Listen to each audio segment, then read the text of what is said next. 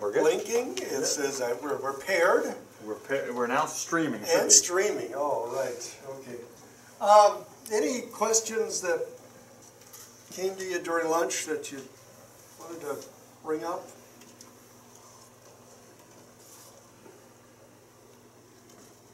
Okay, well, let's continue then.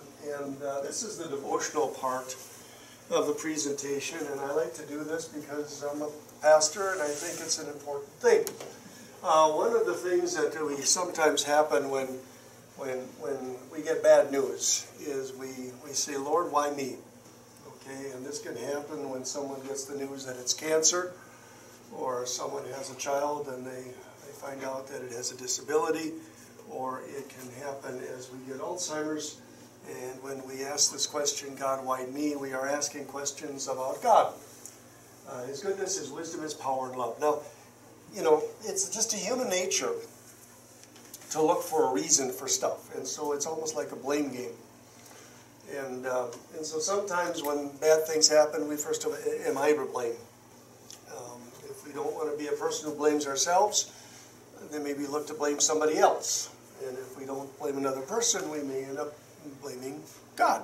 And this is kind of where this question goes.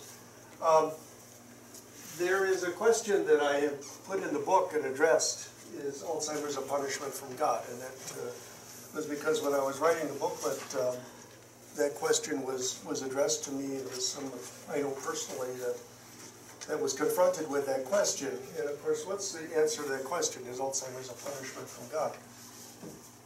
No, we all agree. The question is, why? Why can we say this is not a punishment?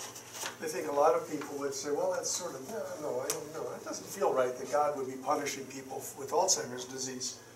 But we can actually do better than that. And as we look at the scripture, there's a Bible verse that addresses this very, very directly. And if we're following along, we're on page 4. Isaiah 53 says this: He was bruised pierced for our transgressions. He was crushed for our iniquities. The punishment that brought us peace was on Him, and with His stripes we are healed. And I don't know if Pastor has taken you through a Bible study of the second half of Isaiah in a while. It's a very interesting study because Isaiah really is divided into two parts. The first 39 chapters is history, and if you look at most Bible translations, you can see that starting with chapter 40, it's a whole different thing. And it's all written in poetry, and that is the prophetic part.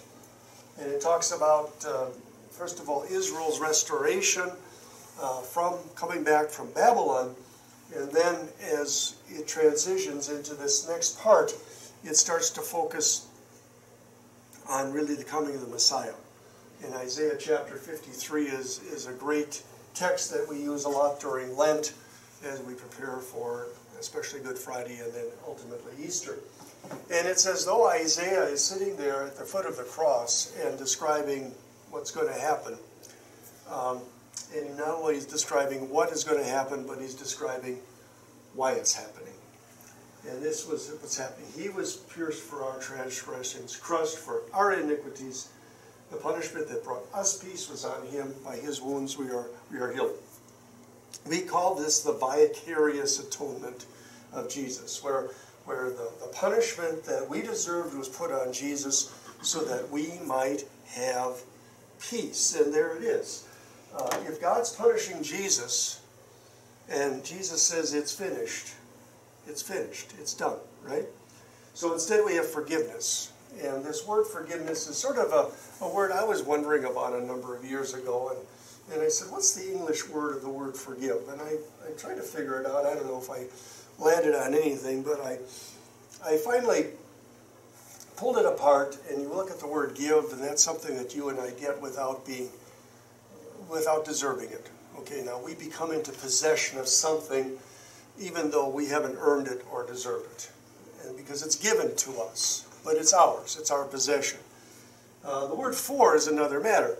And in this whole dusty dictionary I looked at, there was an old meaning of the word for that meant up. up. And maybe is where when I golf, I'm yelling for. It's kind of like, heads up. Only we do want people to duck. But or maybe our forehead is the upper part of our head, not necessarily the front part of our head, because that would be this. But the forehead is the upper part of our head. And that's where that comes from. And I put the word back together again. So if we look at forgiveness, we could call it God is giving up something. Outside of church, we use the word forgive in the financial sector. And if the mortgage company told you that they were forgiving you your mortgage, we'd all be pretty happy, right? What does that mean? They're giving up their right to collect our debt. We don't owe the money anymore. And when God forgives sins, we could look at it this way. God gives up his, I'm going to say, responsibility to punish our sins because he's punished Jesus. And so where there's forgiveness of sins, there can't be any punishment for sin, because then God wouldn't be fair. God wouldn't be just. And so we can be absolutely sure, because of the forgiveness of sins and the cross, that we have no punishment. This is not something we experience in life. When we experience tough things that are happening in our lives, it's for a different purpose. And God's purpose is good. Really? Doesn't feel that way when we get the news about Alzheimer's, does it? But the Bible teaches us that God's plans and purposes are always good. Another Bible verse, not too far from Isaiah, the next book of the Bible is Jeremiah. Jeremiah says, I know the plans I have for you, declare the Lord, plans to prosper you, not to harm you, plans to give you hope in the future. And I've preached on this text a few times, and usually it's been confirmations and graduations and pretty happy occasions. But when Jeremiah was writing these words, it was not a happy time. This was at the darkest time of Israel's history. God, to chastise the people, had sent the Babylonians to surround Jerusalem. They were under siege. And then when food was so scarce that they could hardly put up any resistance, then soldiers stormed the cities, and there was no distinction between, you're a soldier and you're a civilian. You're the enemy. And everybody was treated the same. Women and children were treated as soldiers. There were, again, many people killed. The Israelites saw their city of Jerusalem torn down. They took the gold out of the temple, melted that all down to take back to Babylon, destroyed the temple. And then, to make matters worse, those that were survived were told, pack up whatever you can carry, you're going to live in Babylon. And there were false prophets at the time saying, don't worry, this is going to be just a short period of time, we're all coming home. And God had to tell Jeremiah, said, no, you've got to tell them there's 70 years of this. So, people who moved to Babylon, where were they going to die? Babylon, right? Maybe their children or grandchildren might come back, but none of them. And in all of this, then, Jeremiah writes this, the words of God. I got plans for you, plans to prosper you, plans to give you hope in the future. So the point is that even in the darkest of times, God says, I'm still working a plan. I'm still working a plan. It doesn't necessarily feel that way, but that's okay. There's another Bible verse that we have that teaches the same thing. We know that in all things God works for the good of those who love him, who've been called according to his purpose. So everything in life serves God's good purpose. But I think we need to be a little careful as Christians when we use this Bible verse. It's maybe not the best verse to bring out when you get called to the hospital to support a friend who's just gotten word that their teenage daughter has been killed in a car accident. And we say, well, you know what? God's going to make something good out of this. I don't want to bring that up at this time. Why? Because I don't want the person to ask me, Pastor, where's the good in all of this? Right?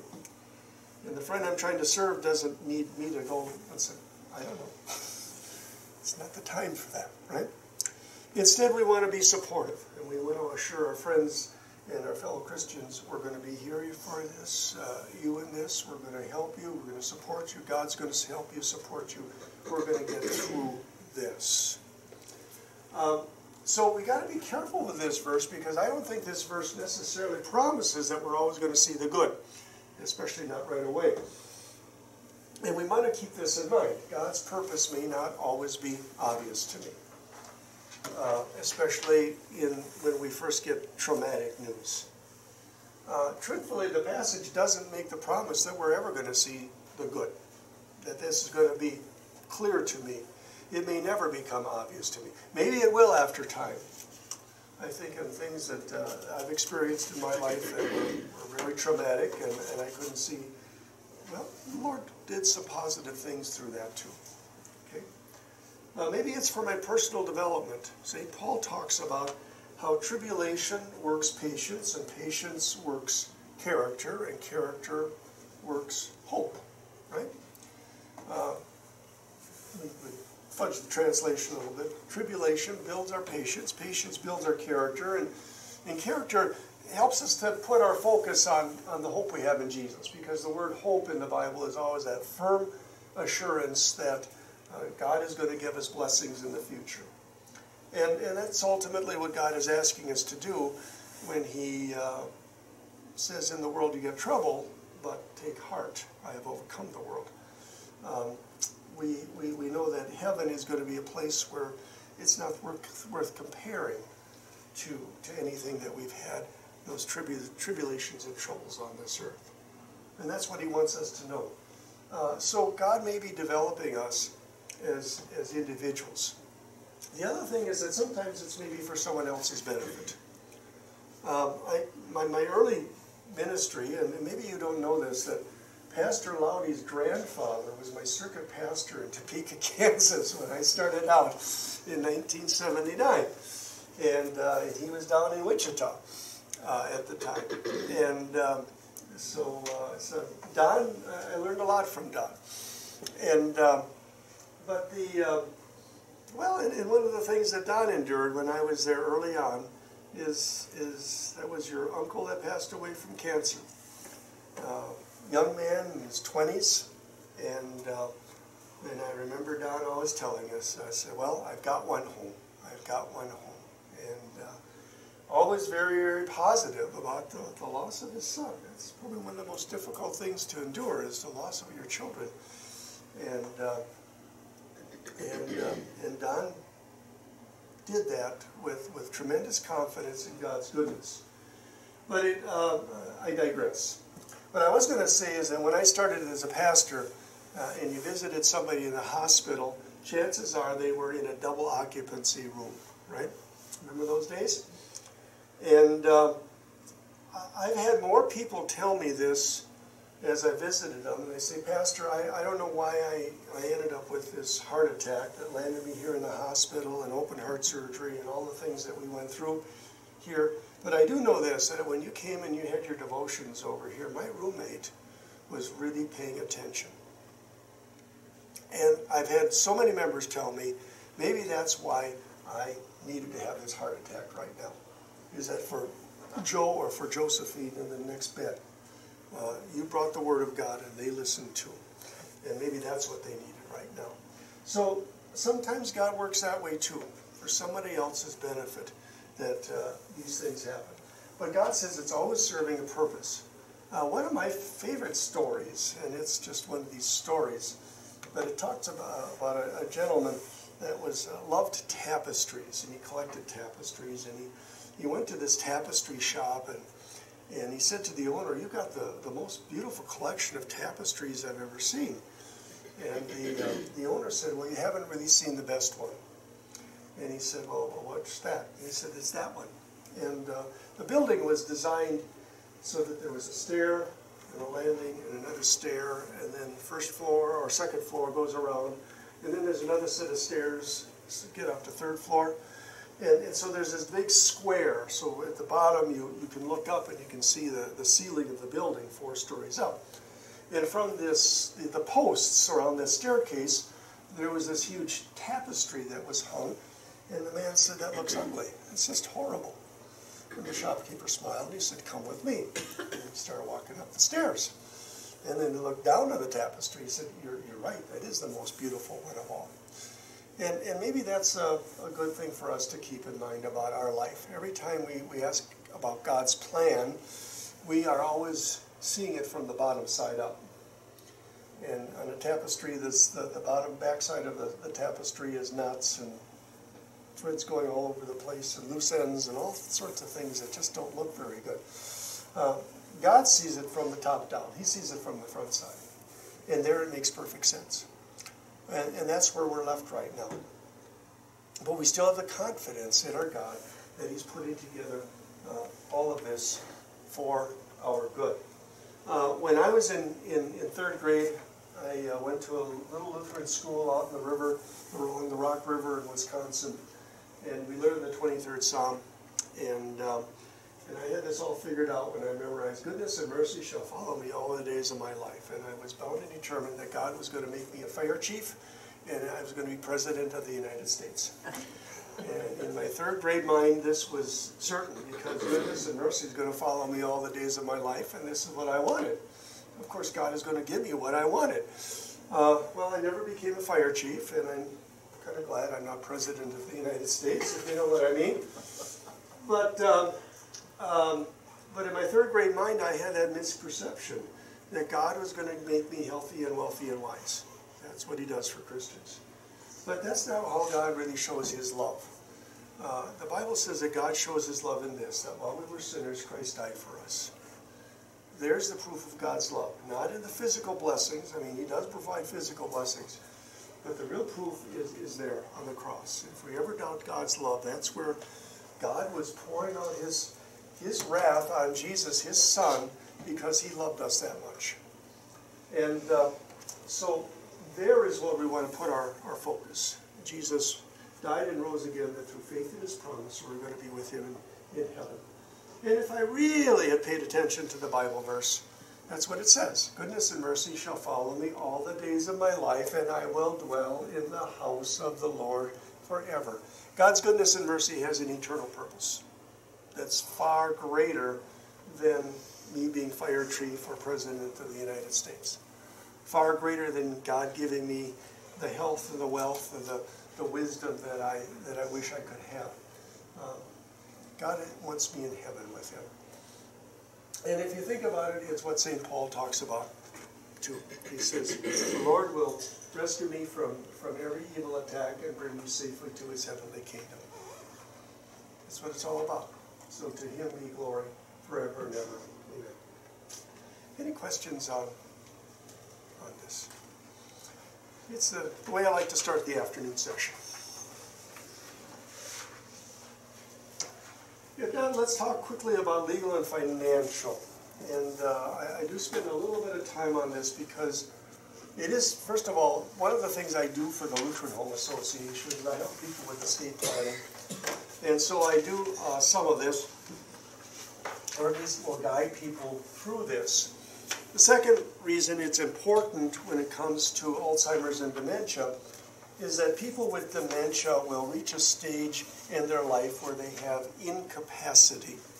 And incapacity is a legal term that refers to a situation where I am not able to make my own decisions for myself anymore, either because I don't understand things or because I can't communicate them. And when I have, in a situation of incapacity, it's really important that I have the right people doing these things for me, people that I trust and the people that I want doing this type of thing. And so with people with dementia, we will definitely reach a place where we have incapacity if the disease takes its normal course. And so these are things that we always like to have people make sure they have in order. A durable power of attorney, a medical directive, and an estate plan. Now the durable power of attorney, how many of you have these documents? What did you say? A durable power of attorney. Okay. This is the document by which you appoint a person to be your legal and financial representative. you give them the authority of being your attorney. That's the person who acts in your stead. And this person can write checks, can manage financial affairs and insurance claims, and sell shares of investments or redeem them. It's kind of important. Now, sometimes married couples say, well, we don't really need this because we already can write each other's checks. We've got a joint checking account, or we have separate checking accounts, and we've given each other authority to write checks on them, which is fine. But have you ever tried to talk to the insurance company on behalf of your spouse? It doesn't work, does it? Who are you? Well, I'm their husband. Doesn't make any difference. Doesn't make any difference. So, a durable power of attorney would actually allow you to do this. And I needed to do this with my mom. She came to Belle Plaine, and she was 90 years old. And we got the documents set up, and then I could call the insurance company and talk to Medicare or Blue Cross Blue Shield for their supplement, and identify myself as their power of attorney. They had it on file, and everything was fine. Redeeming and selling investments. Again, married couples will always say, well, we really don't need this because we have everything held jointly. Well, there's something most of us have that isn't held jointly. It's called an individual retirement account. IRA. Or you've got the ones that are similar, the 403Bs or the 401Ks or the SEPs. All of these are very similar, but they only have one name on them, don't they? And you have to give your financial advisor special permission to let your spouse actually see those documents or actually have any authority over them. And again, you can do some of this individually, but the durable power of attorney allows you to do this for everything. And it's a very easy document to fill out with an attorney, and then you have this authority. Most people would have their spouse as the first, and then you might think about which child, adult child, would be the person who could do this. Now, maybe you don't have an adult child that would fill this role. Well, then you start thinking about a sibling or maybe a friend. But especially it's important to have somebody after the spouse, because if something happens to the primary, you want this to go seamlessly to the next person. But that's the durable power of attorney. It's durable in that if I become incapacitated, it still is in effect. And the other thing about this that makes it a very powerful document is the minute you sign it in most states, all the people you've got listed have access to all of your financial records. So that's why I have people go to an attorney when you do this. Some people will say, I don't really know that I want my son to have this access now, only if necessary. Well, and the attorney they can do things to make it springing. That's a term they use, and they can make it a springing durable power of attorney, which means it only goes into effect under certain circumstances. So they can safeguard that. The other reason that I like to have attorneys do this is there's probably, if you look, you could probably, I mean, most states have these online and you can fill them out. But there's probably something on there that you don't understand. And if you ask me, and I explain it, then I come really close to practicing law without a license, so I don't let it do that. So I defer to the legal experts on these things, and it's part of an overall estate plan. There's also a medical directive, and a medical directive really has two parts. One, it allows you to name your health care representative, your personal representative. So this is the person that you want to make these decisions for you if and when you become incapacitated. And this document is different than the first one we talked about, because as I mentioned, the first one goes into effect as soon as you sign it.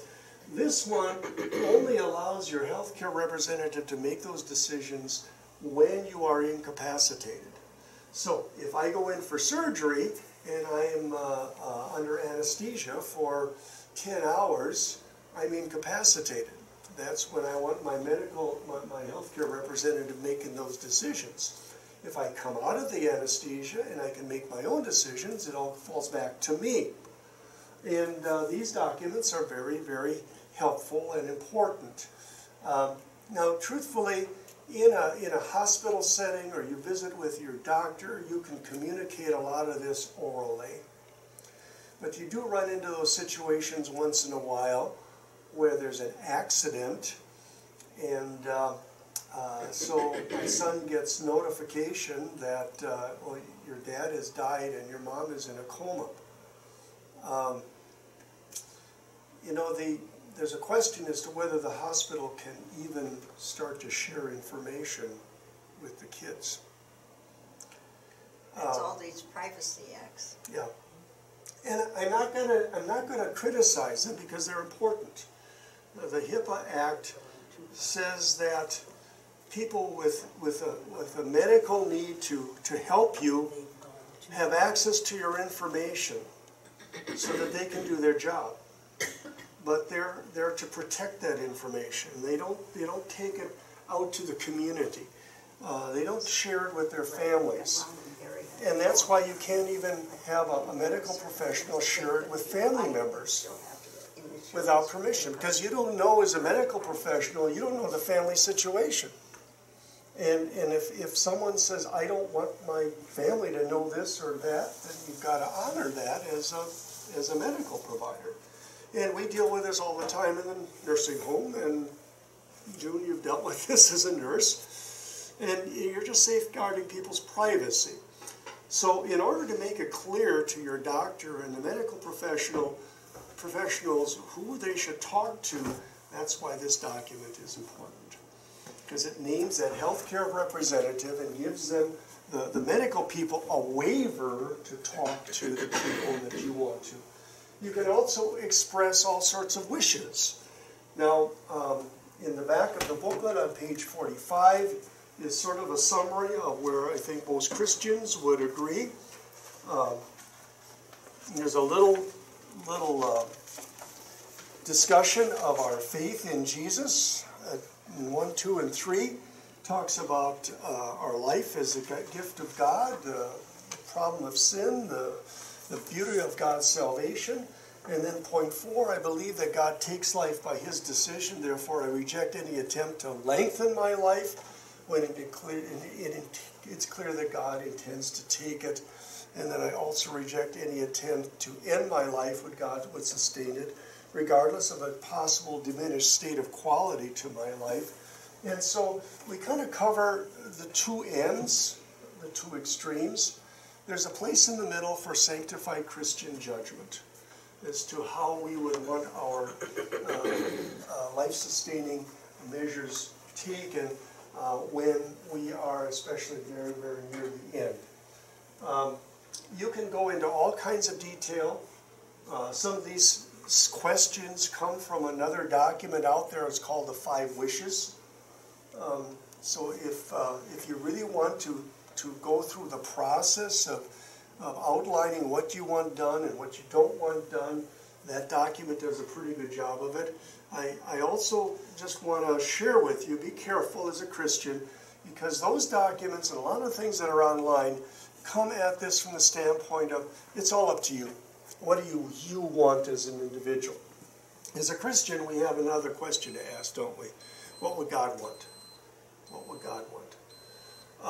And we want to make sure that to the best of our ability, we're taking into account God's will in this. Now, is God's will always really clear? No. But to simply say it's all about me is a little, it skews it a little bit incorrectly. But even the last ones, do you want people to touch your hand if you're unconscious? I read about the story about a lady that was unconscious, and everybody kept touching her hand. And when she came back to consciousness, she said, that bothered me. That really bothered me. Everybody was touching my hand. Don't touch me, don't touch me. She wanted to say that. He said, well, in your document you can do that.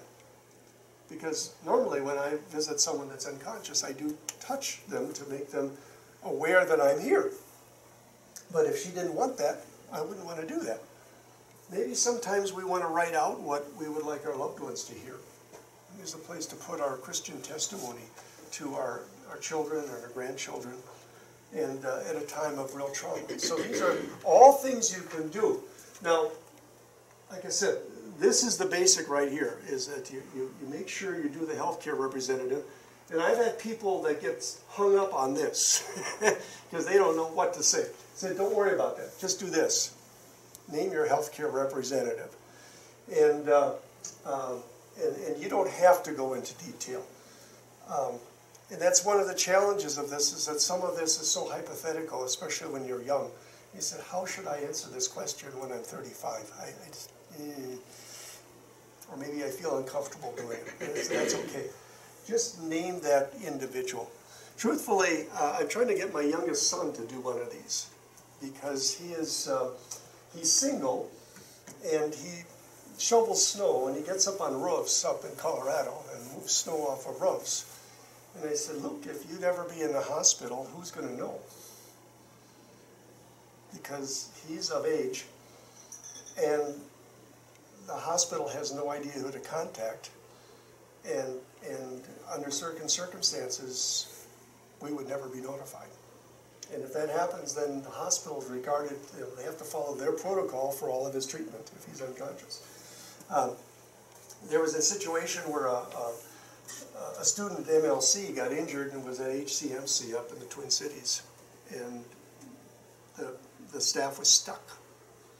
They wanted to notify the parents, or the school. They couldn't legally. And finally one nurse said, this is ridiculous, and she got in touch with the parents. But if someone wanted to make an issue out of it, she could have lost her job.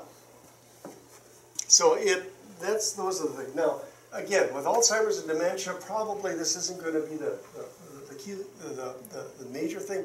But what it does is it makes it clear a line of succession as to who's to make these decisions. And sometimes it's not an issue, but sometimes it is.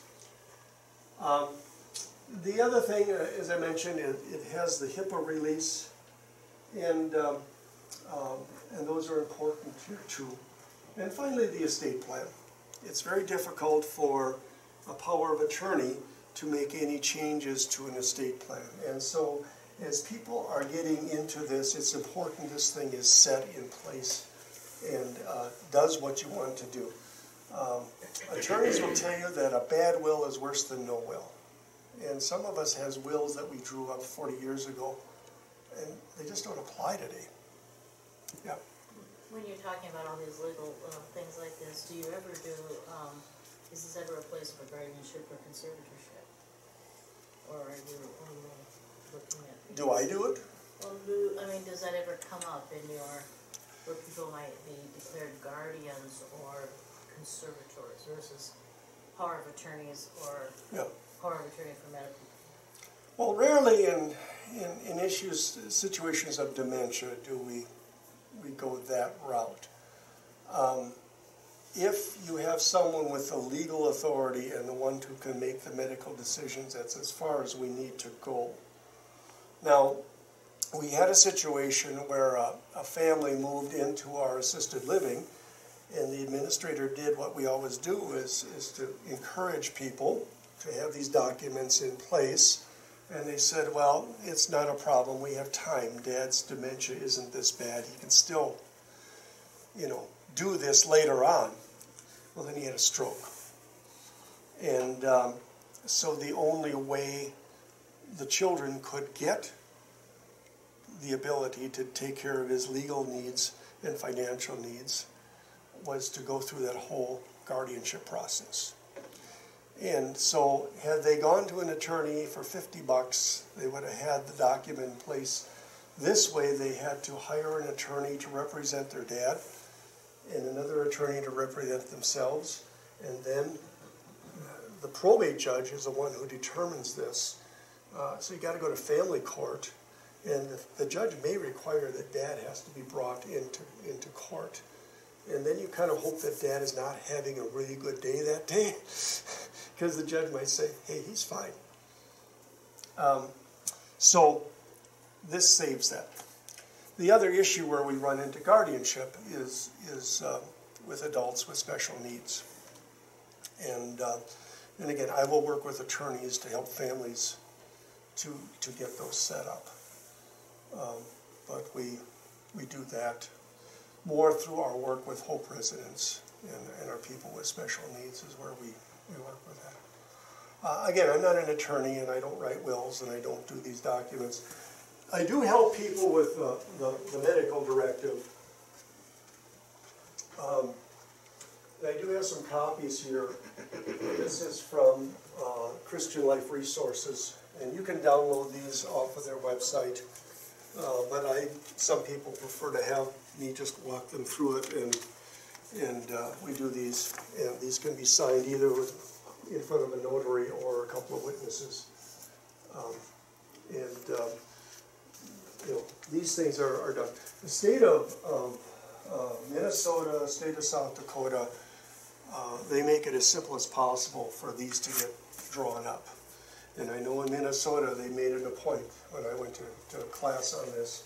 They said, state will recognize one that's drawn up on a napkin. They want this done because it just helps things. Good question. Any others on this? Okay. These are the little important things to do, and those estate plans are really easy to kind of keep putting off because it's not the most pleasant thing to consider is our own dying and decisions to be made, but I've seen the other side where a family hasn't done a good job of it, and it leaves a lot of questions for the kids. And sometimes it's the source of some real difficult financial or not family squabbles. And the goal is to make my passing as easy on my family as possible. And a lot of times that's done that these decisions are made by me. Maybe my kids don't agree with the decision I made, but then they have to say, well, that's what Dad said. Okay, and that's settled it. And that helps people to kind of move beyond that. Okay, then let's go to kind of the meat of what I want to cover here today, and that is on page 8 in caregiving. 70% of those that are living with dementia, they're being cared for at home. This surprises a lot of people. It's usually spouses or daughters-in-law. The men aren't probably as involved in this as we could and should be, but that is what the statistics are telling us there. And we can expect to be dealing with a lot of things. Anxiety or aggression or sundowning or wandering. 70% of people with Alzheimer's will go through a period where they go and they wander. What does that mean? They will simply walk around the house and open up doors. Maybe they're looking for things. Sometimes people with dementia forget where the bathroom is, and so they have to open every door and physically look for the toilet to find it. We just kind of forget that. If they stay inside, it's not really too serious. You just let them wander. The trouble is, on a day like today, it would be pretty dangerous for someone to go outside. We had some up at the nursing home when they were putting all these people in different homes. Mm-hmm. And it was very fun. Mobridge had something that a lot of homes don't have. They had what they called a lockdown. And they couldn't find places for those people. Mm-hmm. The closest one was Redfield. And places that specialize in memory care usually have a secure area. So you need a code to get out, and then people are monitoring those doors very, very carefully. Virginia? No, I'm listening. Yeah. With your eyes closed? No, I'm listening. Okay. So that wandering is there, and that's hard, especially when you're living at home. with the potential that your husband or I your... had a lock on my bedroom door. And that... One that he couldn't reach. And that's one thing. The danger that poses is if, you know, the fire people have to try and find you, and can they get in the door? I've heard of one individual that tied a cord between her leg and the leg of her spouse, so that when he woke up in the middle of the night, she would wake up. Well, what kind of sleep do you get when you've got that? And then you've also created a fall risk when you do that. We are using a lot of things with technology now. We can put a little pad in your bed, and it knows when you are in the bed and when you are out of the bed. It squawks. What? It squawks. Well, it doesn't even do that. Ours is actually tied to a computer, and then it actually times a person when they leave the bed and they go into the bathroom. It knows when you're in the bathroom. It knows how long you're in the bathroom, and if you're not back in bed within 15 minutes, it'll ring a phone. And you have to decide whose phone is going to ring. If I'm the caregiver, I might take my cell phone and slip it inside a sock or something like that, have it on vibrate, and so when it rings during the middle of the night, it's going to ring my phone, vibrate. That should be enough to wake me up. If I don't get it answered in time, then it can maybe flip to ring a landline and wake me up. And so we can do that today. It's something that we didn't do a couple of years ago. Apple has just come out with the new watches, and you got one there. And actually in Sioux Falls, they did a test market. The one that they sold in Sioux Falls can do an EKG anytime you want it. And I think there was 400,000 people that signed up. They've got a winner there. These new watches also can detect a fall.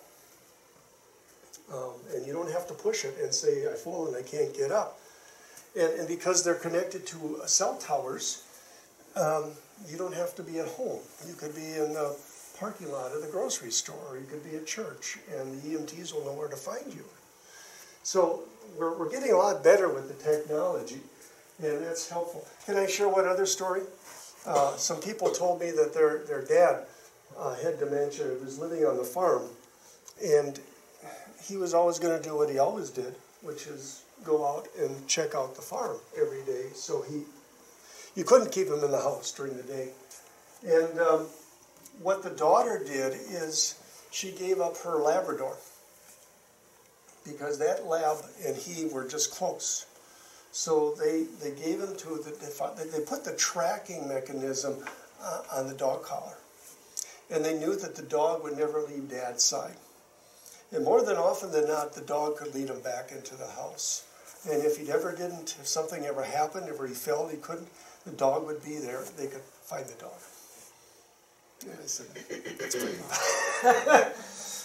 I thought that was pretty good. Okay, sundowning happens. Sundowning is a situation where people with dementia will maybe be better during the early part of the day, and then either it slowly deteriorates, or there's actually something happens at 4 o'clock, or maybe when the sun goes down, and then their symptoms are markedly worse. These are difficult situations. If there's one thing I want people to understand is that there's help out there. And if there's one thing I really would like congregations to do too, is to be helpers to one another. This is something you cannot do by yourself. When I wrote the booklet, I interviewed about 6 different families that were in Belle Plaine, and I asked them all the same question. I said, if there was one thing that we should communicate in this booklet to people who just got the word of Alzheimer's and dementia in the family, what would be the thing that you think they should tell me, that we should let them know? And they all said the same thing: get help. You cannot do this by yourself. And this is the sneaky thing about dementia care, is we think, well, I can do this isn't so bad. But the dementia always gets worse. At the same time, the health of the care person starts to slide too. And so often we see that it's the care person, the caregiver, that actually passes away before the person with dementia because of the stress. And so this is where the church comes in too. What can we do to support, especially those care partners that are living at home? And that can be simple things like the youth group coming in and helping with the yard work, taking that off their plate. Do we provide some meals? Or after today, do we have the resources or do we have the ability to sit down and be with the person with dementia while their care partner has a chance to get out the door? Because who would answer this ad wanted someone to work 4 full-time shifts, no pay and no vacation. And that's what a care partner is. And some people say, well, we sleep. Yeah, but if you got to keep them locked in, do you sleep? Do you really sleep? See? So we need that help and that support for one another. That's really important. Now the good news is that the resource sheet has got some of the reference to the books there, the yellow sheet. If you want to drill down into some of these, you can. I'm going to reference some of these. And then there's also the Aging and Disability Resource Center. These are in every state in the union. They're federally funded.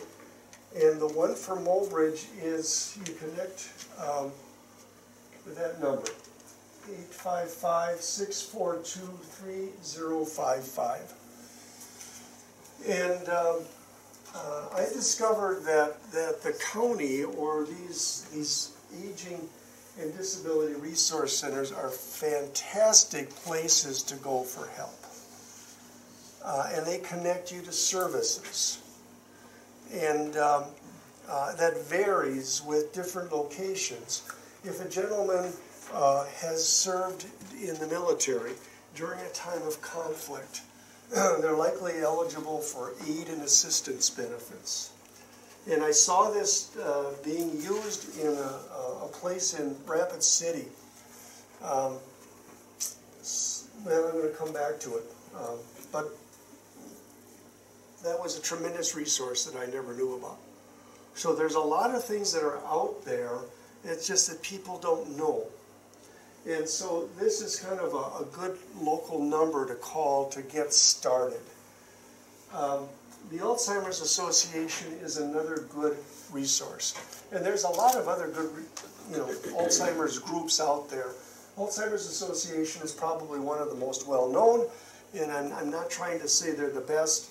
I just can't talk about all of them, but this is one you can go to. But that phone number gives you a 24/7 helpline. So at 2 o'clock in the morning, if you need to make a phone call and I don't know what to do, there will be somebody who knows their stuff picking it up on the other line, on the other end there. And so you can talk to them and you can find out, or just have someone to talk to. There are home care services that, and Judy, you said,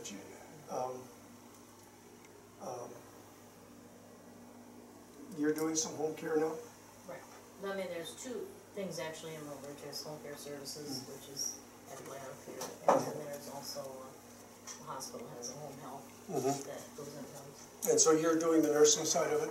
Well, sometimes not, sometimes it's baths, and okay, but the nursing part of it would be medications, and right. the other part is just bathing or cleaning or laundry or I don't, it would have to be that the person would be in need, not the spouse. Is what? I mean, the person would have to be in need, not the spouse, I would suspect. Right. But there is, again, this assistance available, and it's fairly low threshold for people with dementia because we understand the needs. And again, it varies depending on your assets and your income.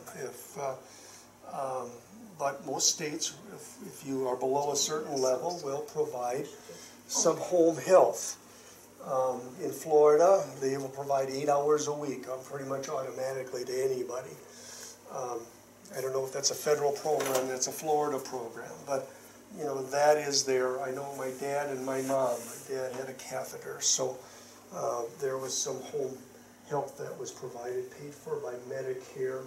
But then as he needed home health, it was interesting when they were in Washington County and Hartford, Wisconsin, they didn't qualify. Their income was too high. But then they moved to Lake Mills, which is Jefferson.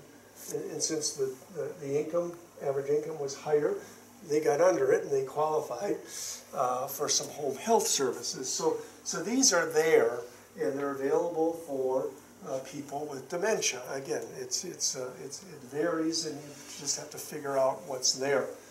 Again, sometimes we in the church can maybe do a better job of helping people know about these things and being the bridge to the social worker. It's sort of interesting. My daughter-in-law is in Colorado and she is a doctor.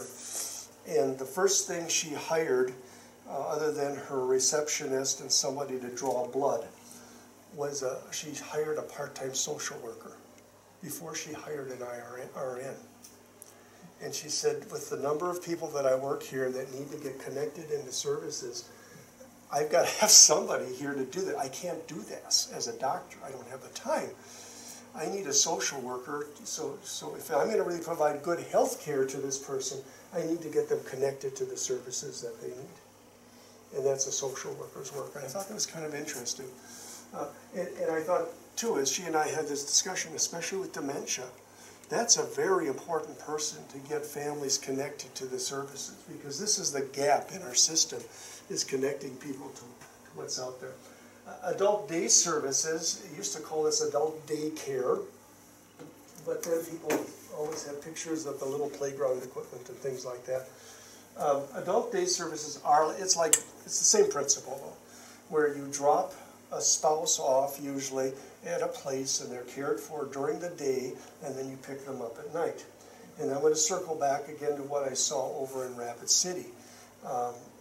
There was an organization over there and they discovered that the VA would provide 40 hours of adult day service care for veterans. Don't believe all what you hear about the VA, because Donald used to get his medication from the VA, and then the person he was going to retired, and we could not get, I had the two pharmacists out here help me for one afternoon, and we were never able to get through to them again in the VA.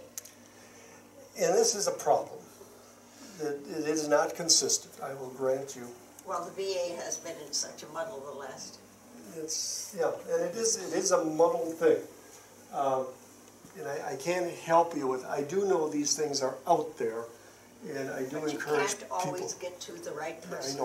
I know. But they're there. And again, in Rapid City, with its proximity to Spearfish and the VA center over there, Sturgis, excuse me, they were able to get this 40 hours, and this place provided transportation. It's the only one I've seen a like it of its kind, but it was a very impressive thing. Claire Weimer, some of you know Bob Weimer Jr. Bob Weimer Sr. was in Mound City way back when I was tutoring over here, and Bob Weimer Jr. Had a few positions with the Synod, and now they're in Appleton, but Claire was working over there, and that's how I found out about it. And then there's Respite Care. Respite Care is like adult day services, only it's overnight. And a lot of places that are assisted living or nursing homes, if they've got room, would take somebody short term. And that might allow Grandma to get to Arizona for her granddaughter's wedding. So place for Dad for 5 days, and that's there too. So there's just a lot of things that are there.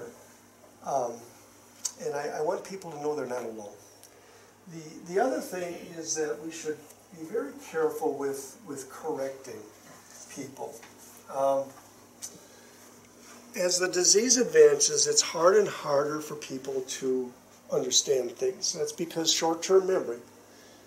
If you're telling me something that I'm supposed to make some changes, I got to remember what changes you want me to make. If I don't have short-term memory, it just is going over the top for me. So that's why correcting doesn't work.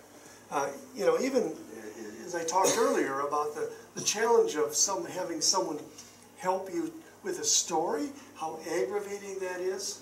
Well, it's even more aggravating when you have dementia because you don't know why you're doing this, see? And when I don't have short-term memory, I'm not going to remember what you just told me, see? So all I remember is the emotion. And the thing with people with dementia, they're very perceptive on picking up an emotion, but their cognitive ability declines. And if they sense that someone's upset with them, they pick that up really well. And so that's the thing, we want to get rid of the correcting. The person with dementia cannot change because you got to remember what you want to change, and that's impossible. Again, this is why it's different than children. We hope that children, we repeat it often enough, and by the time they turn 35, maybe they're going to get it. But it's not going to happen with people with dementia because the disease gets more challenging as we get older, not less, and so they cannot change. Remember that the person with Alzheimer's is always right and you are always wrong. And Pastor just walked out. I was going to leave it up to him to figure out how he applies that to marriage counseling. So, but that's the thing we want to keep in mind. I can't just let them be right, and that's where we're going to leave that. And then we argue with a person. And she still knows when she makes a mistake. When dementia, you always lose. So what was you saying, Bart? Well, I know this lady in Selby who's had dementia for so long, but she knows she has it. Mm-hmm. She's had Alzheimer's. They classified it as Alzheimer's. I don't know. Mm-hmm. But most of them don't know when they make a mistake. But she knows, and that's harder to deal with her mm-hmm. because she becomes so frustrated that she did it that way. Yeah. And that's you bring up a really important point, and that's one thing too, when we're talking about people with dementia, it's all very, very individual. We're going to talk about some things, and we're going to go home, and we hopefully learn some things. Whether or not it works in a given situation or not is, I don't know. When you figured out one person with dementia, you figured out one person with dementia. It's very, very individual. And so if anything, what I'm hoping that we always do is we are willing to try different things. And if it works, we want to repeat it, because if it worked today, it'll probably work tomorrow. If it doesn't work, then we go on to Plan B. And if Plan B doesn't work, we try Plan C. It's a little bit like figuring out puzzles when we're working with people with dementia to find what connects and what doesn't. So some things that we want to do is we want to learn to live in the world of the person with Alzheimer's. And that means that we encourage the person with dementia to communicate their reality and resist the temptation to bring them back into ours. If my dad is convinced that today is a beautiful spring day because the sun is shining, that's fine. I don't have to explain to him, no, it's February and we're going to get a big blizzard here today. Why? Because I'm correcting him. If he says this is spring, that's fine. If he thinks today is Sunday, that's fine. I don't need to tell him that it's Saturday. If he thinks that the Packers won the Super Bowl, bless him.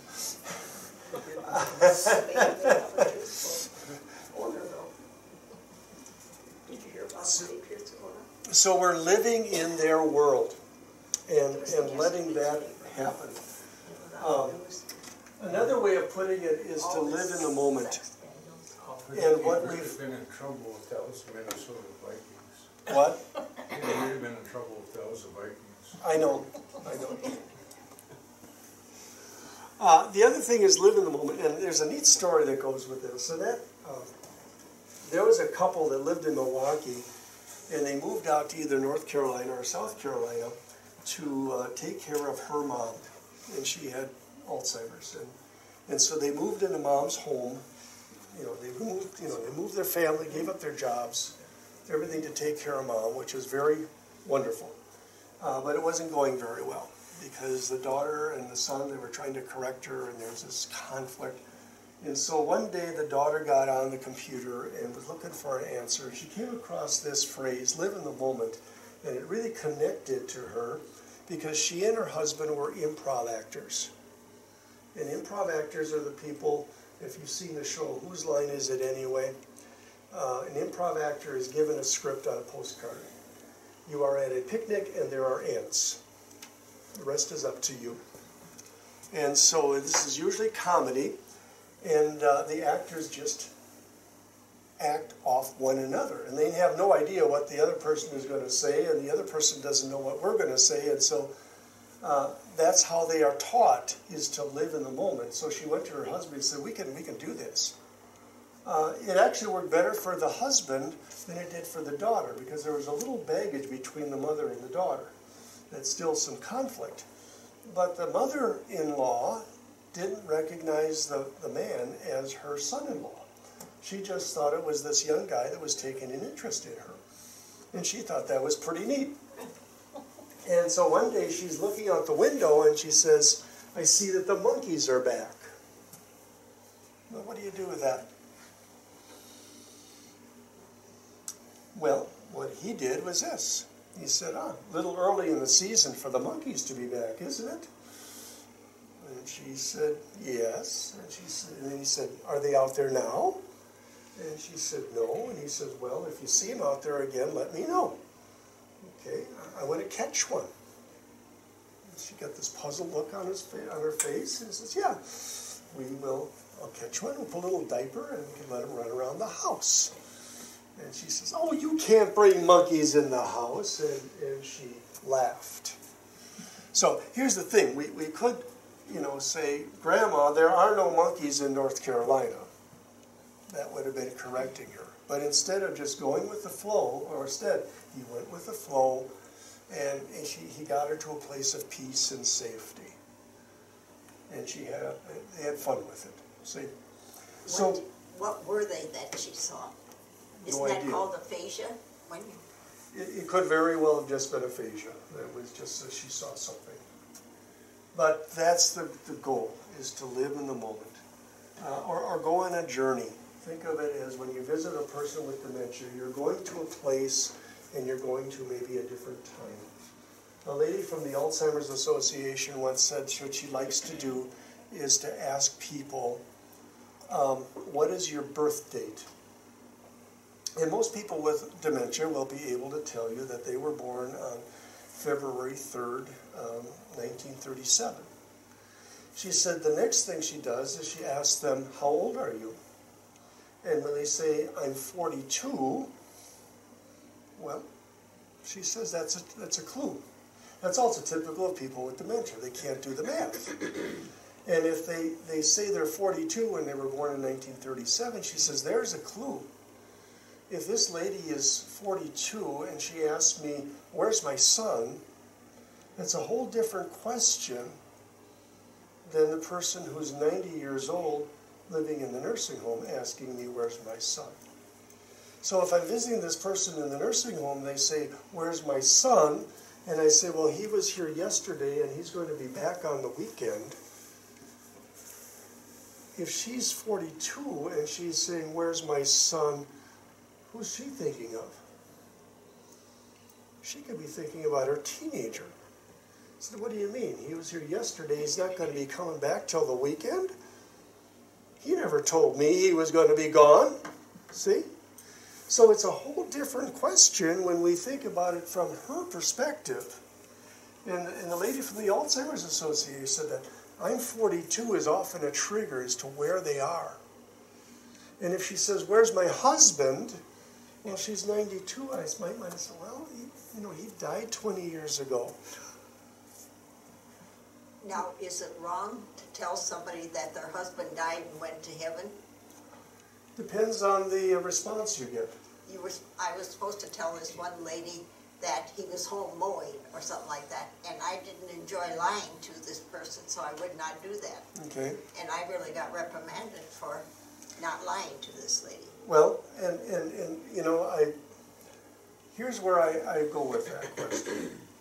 It depends on the response, and a lot of times you're going to get the same response with the person every time.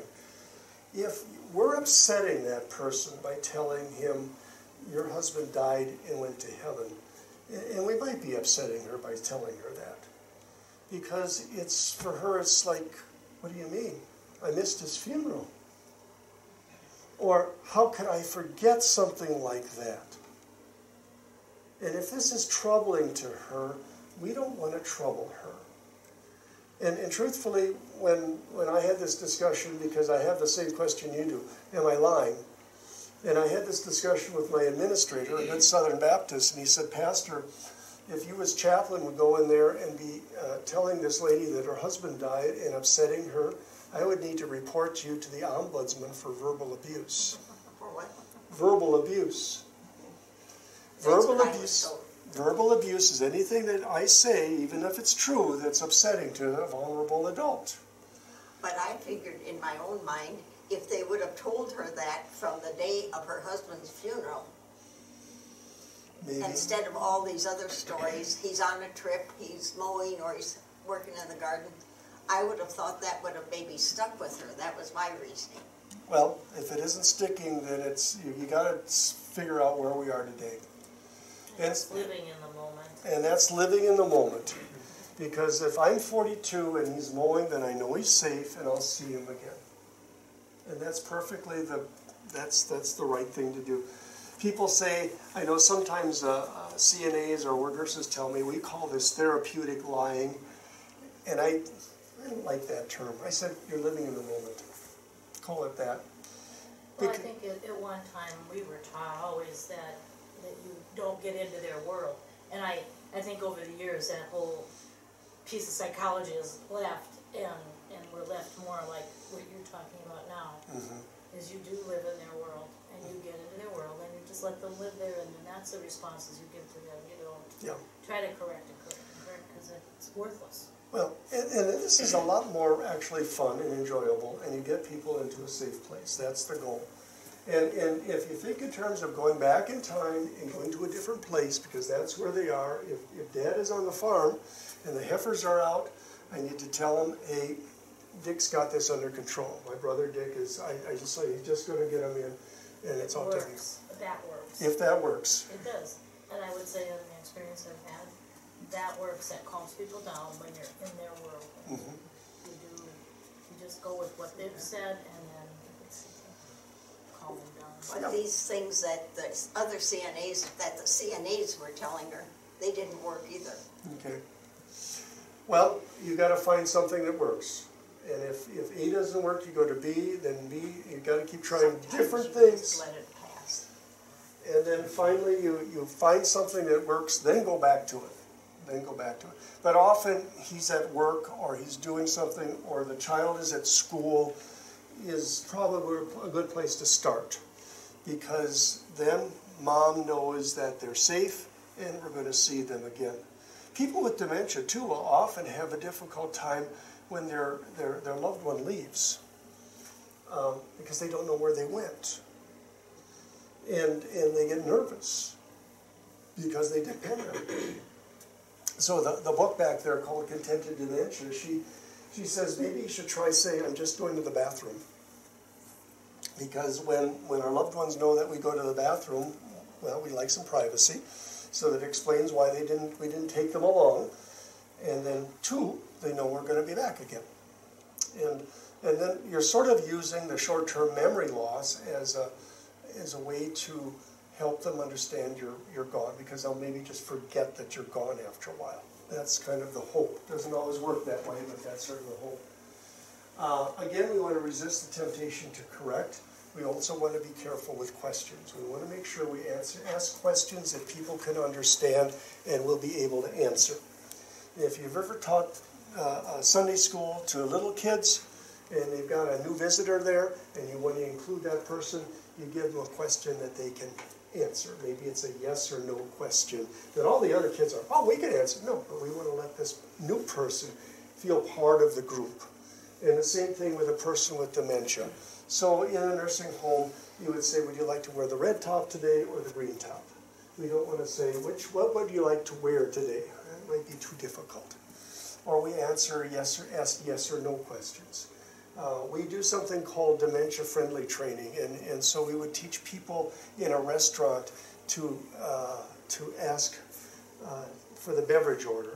And instead of saying, what would you like to drink today, which is what a waitstaff will typically do, they go to a person with dementia and said, Mr. Smith, we have a hot beverage today or a cold beverage. Would you like a hot beverage or would you like a cold beverage?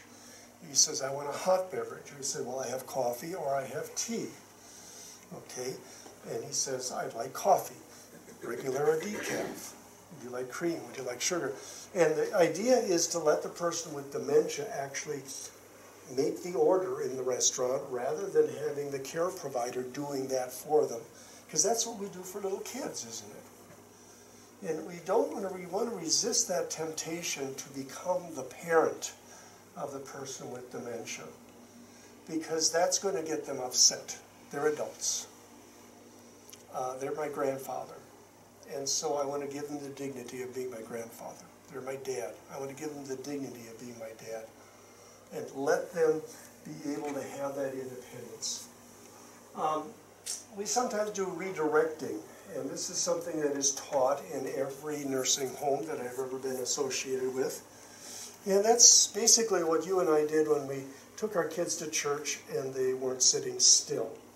And so we brought the bag of Cheerios.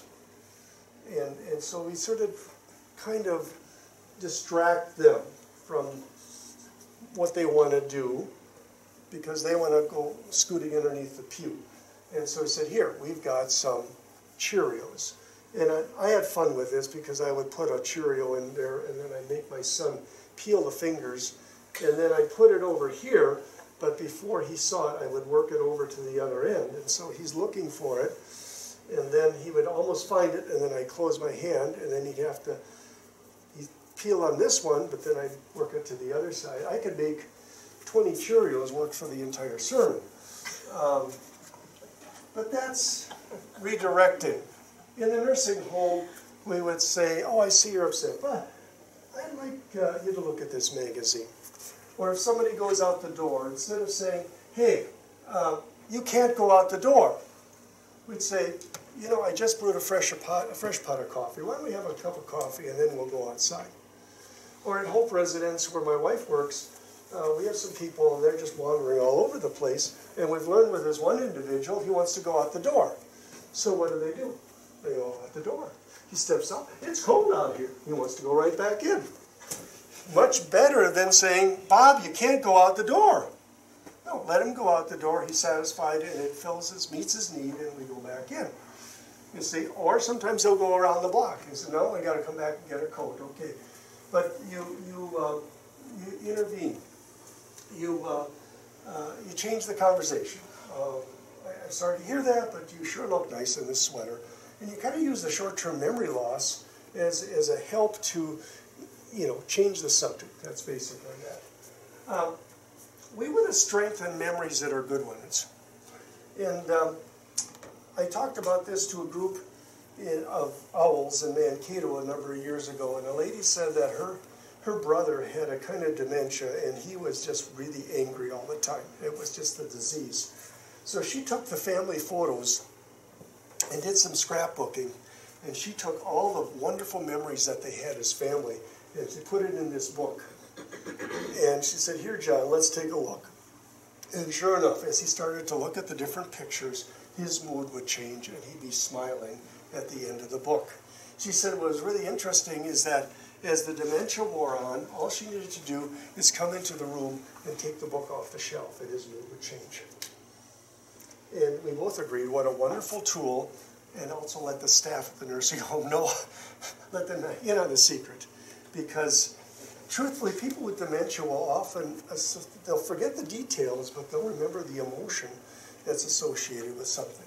So I think they saw happy faces. Yeah.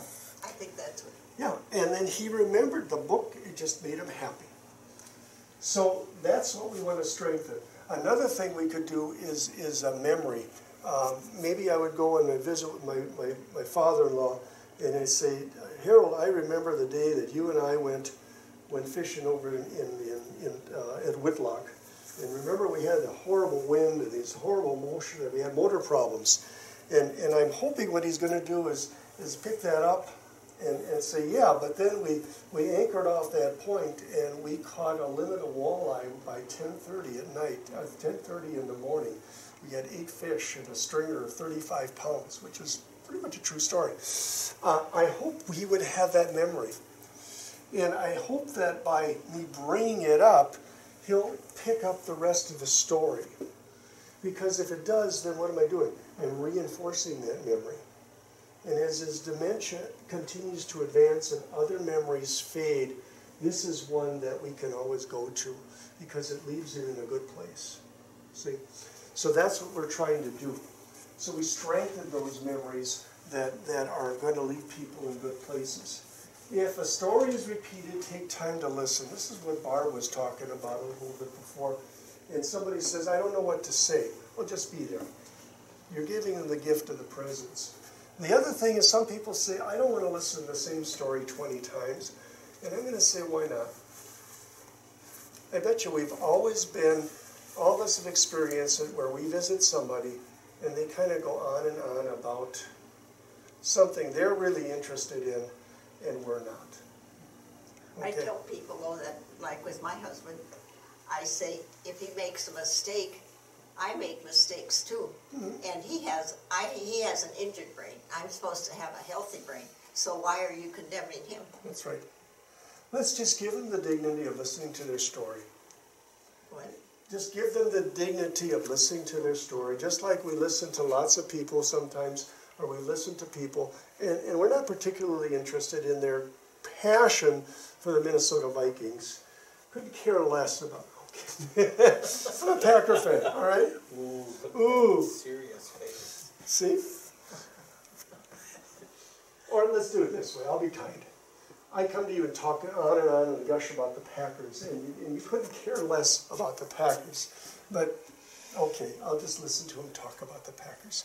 See, you do this. We do this. Or someone is passionate about, something that they're passionate about, and we just listen politely. So let's do that with a person with dementia, because we're giving them the gift of our presence. And remember, the person with dementia cannot talk about things we're interested in, because they don't know whether the fish are biting right now. They don't understand what the weather's been like. They don't know the politics. They can't remember any of that. So they go back to what they do know, and that's this story. But they forget that they told you this story. So if I can give somebody 15 minutes of my time to just listen to them talk about something, I can do that with a person with dementia too. I'm giving them the gift of presence. There's a gentleman that he took care of his wife at home. He was a college professor, and he would invite students over, and then he asked all of them, would you just visit with my wife? And he said, just talk with her, and she won't remember tomorrow that you were here, but while you're here, she knows that there's someone pleasant that's visiting with her. And that's all we can ask. If a behavior recurs, assume there's a response to a perceived need. In the video, you saw Mrs. Wilson doing this. And that's fairly common for people when they lose their speech. Is it a kind of stimulation? It might be. Is it an exercise? It might be.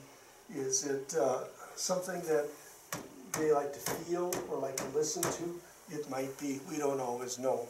Mrs. File, with her validation therapy, would say one thing we should do is to take a look at that situation and ask, why is it occurring? Does she need more one-on-one attention? If one-on-one attention starts to diminish this over a period of time, well, then that's part, we want to maintain that, because then we know we're making some progress. But we want to assume that it happens for a reason. And the story on this is that I had a gentleman in River Falls when I was chaplain, and he started telling this story about World War II, and his children were a little bit concerned because he never talked about the war. And it was a gruesome scene. He was describing just, all the dead that were in the battlefield. And we were concerned about it. And I listened to this story for weeks, and it finally dawned on me to ask him, how does this make you feel? And he said, it makes me feel grateful. I never got a drop of blood on my uniform. I had no idea what to do with that. So I went back to the kids and I said, this is what your dad said. It makes him feel grateful. I never got a drop of blood on my uniform. And all of a sudden the light went on. They said, Pastor, you don't know that my dad during World War II, he was an interpreter. He grew up in New Ulm, Minnesota. He spoke fluent German. And so when the Army found out about that, they had him ride with the colonels and the majors and the generals as they went out in the field. And as they interviewed Germans, he would translate. And so he never saw combat. He said, but what he did see is the Normandy beach the day after. And that's what he was seeing. So that was his first exposure to war. And he saw all the carnage. And throughout that entire time of the war, he never had to endure that. Never got a drop of blood on his uniform. So he was grateful to God. So this story, we found out, was not such a horrible story after all. And we said it's probably okay for him to tell that, because he's telling us he's grateful to God that he never got a drop of blood on his uniform.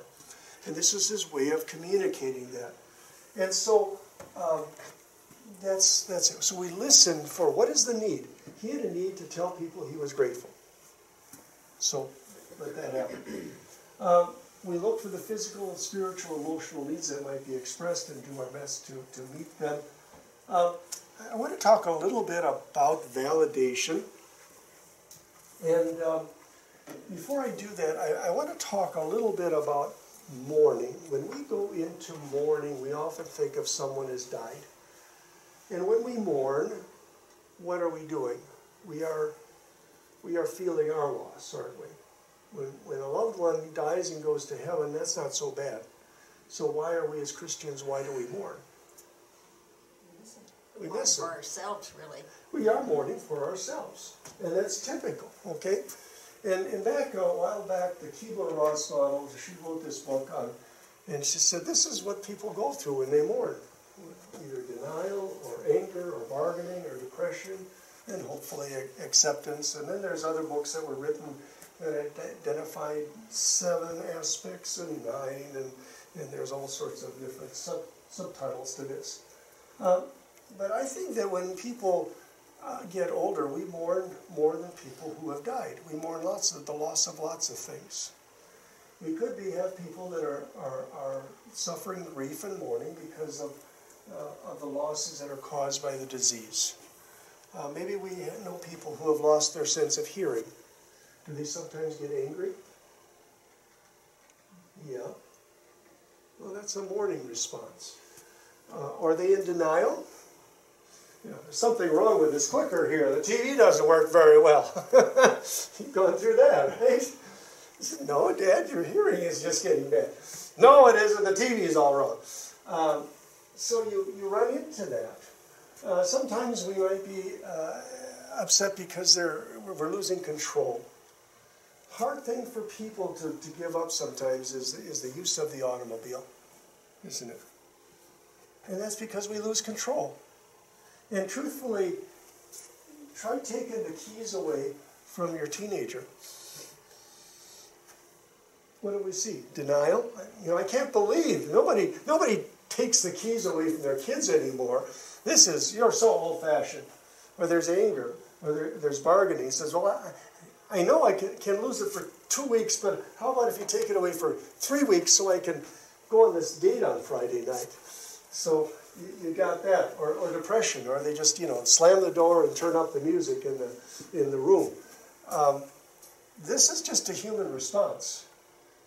Sometimes people mourn because they've got some unresolved issues. And Mrs. File was the lady in the video, and I saw her speak in Mankato a couple of years ago.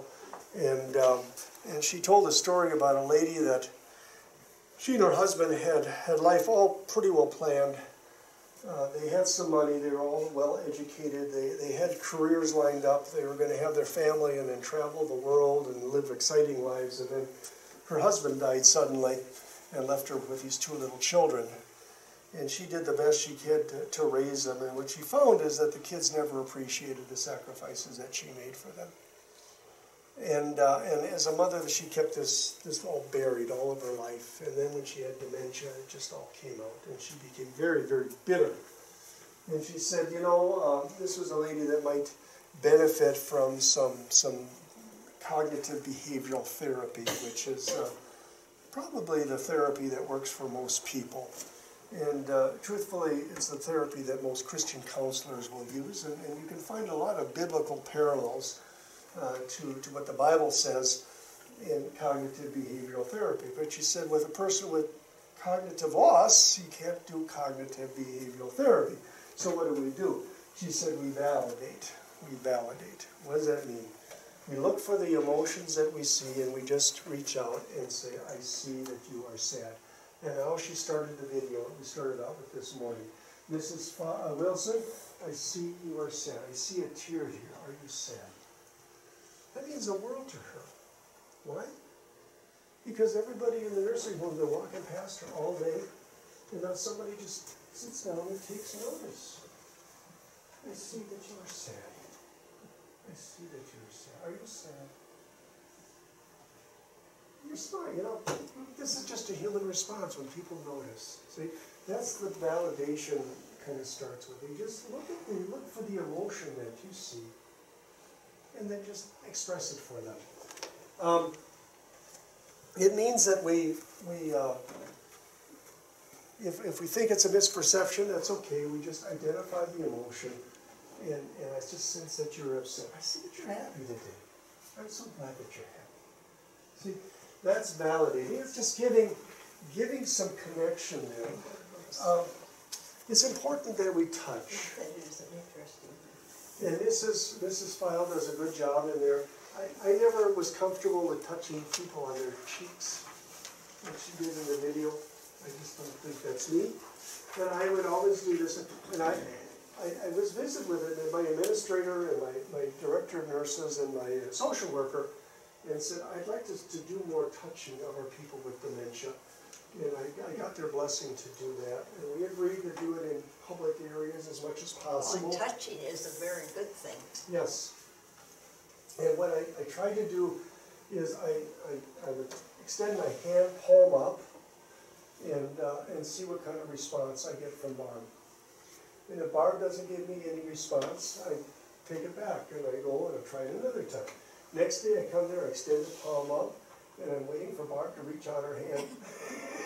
You really do. Okay, and if she puts her hand on my hand, I don't grab it, I let her do whatever she wants with my hand. If she lets me, then I bring my other hand on top of hers.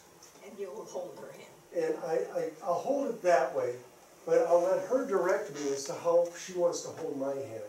She wants to grab my hand, that's fine. And more than often than not, they would grab my hand. And that told me something. They wanted someone close. That was okay. And then I would let them pull me in.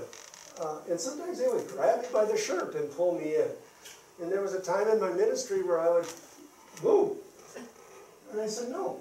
If they want me that close, they want me that close. That's what their need is right now. See, so we let them have that feeling of presence because they can't initiate it. They can't extend a handshake. They rely on us to do that. And so we move with them. And that's the video. It does such a good job of that. Music.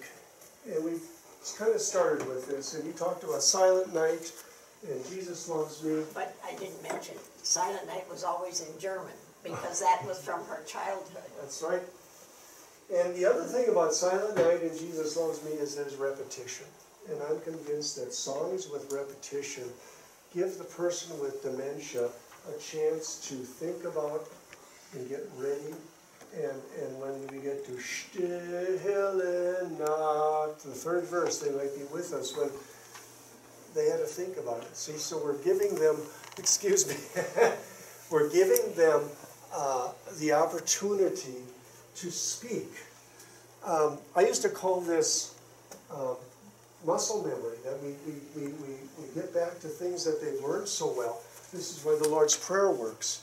And then I was speaking with a speech therapist, and she says, no, Pastor, it's not muscle memory, it's called rote speech, R-O-T-E, rote speech. And it's what therapists will do with people who have strokes. And they'll start them by counting 1, 2, 3, 4, 5, 6. We can do this without thinking. Or we'll sing the ABC song. And you can find this, that people will often speak the Lord's Prayer with you, or the 23rd Psalm, or John 3:16, because they know that so well that they can say it without thinking. That's our problem with the Lord's Prayer, isn't it? We can pray the Lord's Prayer without thinking. But it's a blessing for people with dementia because now we're giving them a voice. We're giving them an opportunity to share their love for Jesus. And I've come to conclude that when I hear this from people, I ask them, or I say, Jesus means a lot to you, doesn't he? And sometimes they get the biggest smile on their face because they've been trying to say this to people because people are concerned that they've lost their faith, and they haven't. They instead get the opportunity. Now you give them a voice, and if I can share that then with a family, or say, this is what you should do. Try singing with them and do the Lord's Prayer, and then just ask them, say, I see that Jesus means a lot to you. And let the family see that on their face, and we're connecting, see. So those are things we want to do. As a caregiver, you want to care. And if you become condescending and looking, oh man, and that's usually a sign of burnout. You've been caring too much for too long, and you need a break. And we've got to give each other a break. That's important. And you know, as you look around, help the people that need help. And then take care of, for yourself, personal devotions. It's often a wonderful, wonderful time to have a devotion with a person with dementia, even if we're reading a meditation and they maybe not get it. I still remember the man that said every time I leave, before I leave, we say Psalm 23 together. It was a tapestry above his wife's bed. And she was there every time with that. And it was a strong memory that this couple had and shared with their family members. A couple of goals. This is the general goal that everybody that works with people with dementia. So let's keep people independent. Let's preserve their dignity by letting them do what they can for themselves. But then there's the connection goal. We want to help people stay emotionally connected and then create those good memories for our families. This is how we're teaching the next generation. This is how you show love for people. This is how you care for people. Let them in on it. And let them see, you know, Dad, Grandpa, Great-Grandpa in a good moment. And if we can find the ways to connect, and then, you know, one of my fun things was when I started, you know, reaching out and making the contact, and I still remember Francis, and Francis was nonverbal, and I started seeing Jesus Loves Me, and I loved doing it when we had new staff, because they were all told that Francis is nonverbal. And then I do that in the day room, and I usually I'd have a couple of ladies that would also join me, and we'd sing Jesus Love Me, and half the time Francis would start singing, and then I would turn and look at the CNAs, and they're like, oh, she doesn't talk. Yes, she does. We just have to give her a voice. And also the last time Donald was in the hospital, the aides were so anxious to tell me in the morning, you know, he's visiting with us. And you never know, you know, change in environment helps a lot of times. Yeah. So, thank you for coming. There's a survey in there. I appreciate your input. Fill it out, leave it.